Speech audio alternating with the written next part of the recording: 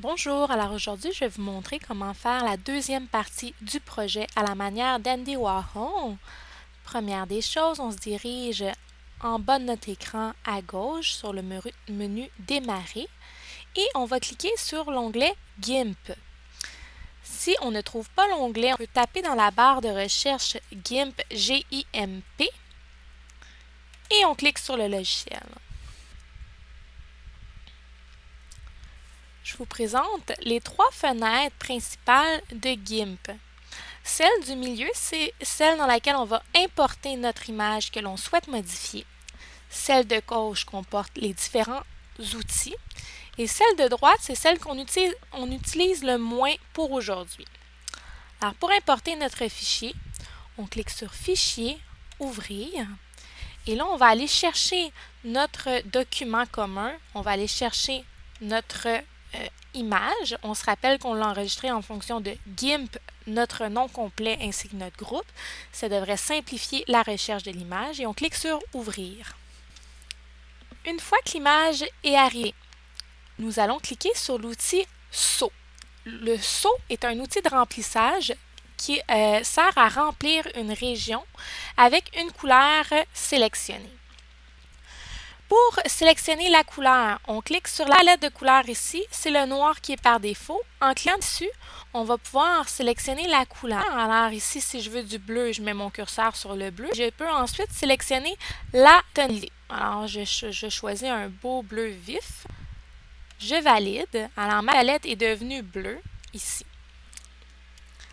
Avant d'aller mettre mon bleu sur mon image, j'apporte votre attention dans les options des outils sur le seuil de tolérance. Qu'est-ce que c'est que le seuil de tolérance? C'est un outil qui sert à déterminer si notre saut doit mettre la couleur sur tout ce qui est exactement de la même couleur que l'endroit sur lequel on clique ou si il peut aller un peu plus large. Je vous montre un exemple. Alors, si mon seuil est très bas, je clique sur le rouge, par exemple. Alors, il y a une toute petite section qui devient bleue, puisque l'outil a mis du bleu sur la région de l'œuvre qui était exactement du même rouge où j'ai cliqué. Si, à l'inverse, mon seuil de tolérance, je le mets très élevé et que je clique au même endroit, alors, comme mon seuil de tolérance est très élevé, il va aller mettre le bleu partout. Alors, ce n'est pas ce que je veux. Si jamais ça vous arrive, vous vous trompez, alors on fait Édition, Annuler. Alors, ça revient une étape auparavant. Alors, c'est important de jouer avec le seuil de tolérance. Et le seuil de tolérance, on peut le mettre plus bas, mais pas trop bas non plus pour que la zone soit trop petite. Alors là, mon bleu, je veux le mettre partout sur mon chandail. Et je veux qu'il y en ait autant sur l'écriture plus pâle, mais qui reste rouge, que sur mon chandail. Alors mon seuil, il est élevé, mais pas trop non plus, parce que je veux pas qu'il aille sur mes cheveux. Et là, j'en mets, et voyez-vous, ça recouvre autant mon chandail que l'écriture sur mon chandail. Je suis prête à passer à la prochaine option.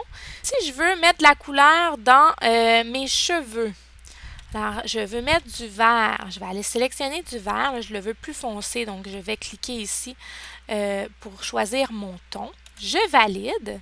Toujours avec mon outil saut. Je peux jouer avec mon seuil de tolérance aussi. Et je vais aller cliquer sur mes cheveux puisque je souhaite mettre du vert partout dans mes cheveux. Alors, il a sélectionné tout ce qui était brun de la même couleur. Il a sélectionné, alors on voit que mes lunettes sont de la même couleur que mes cheveux. Mes yeux aussi, alors il a tout mis ça vert. C'est parfait comme ça donne un bel effet digne du pop art. Comme ça ici.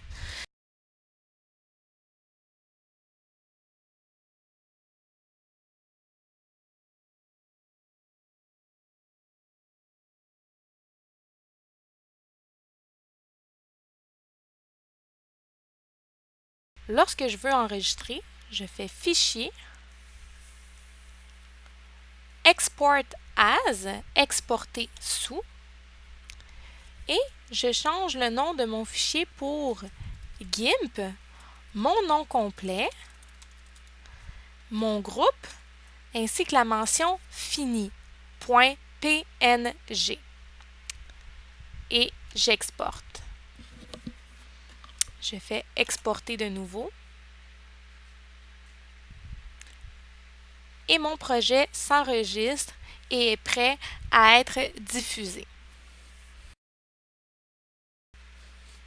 Bravo à toi!